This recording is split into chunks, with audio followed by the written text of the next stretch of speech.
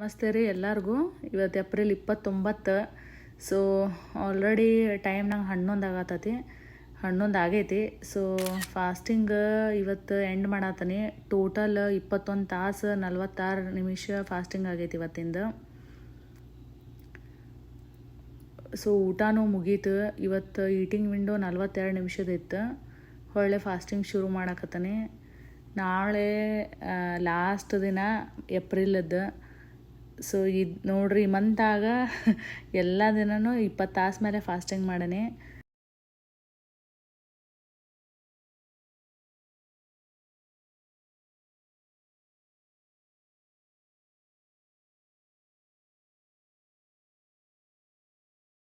ಈ ವಿಡಿಯೋ ನಿಮ್ಗೆ ಲೈಕ್ ಆದ್ರೆ ಈ ಚಾನಲ್ಗೆ ಸಬ್ಸ್ಕ್ರೈಬ್ ಮಾಡಿರಿ ಮತ್ತು ನಿಮ್ಮ ಫ್ರೆಂಡ್ ಜೋಡಿ ಶೇರ್ ಮಾಡಿರಿ.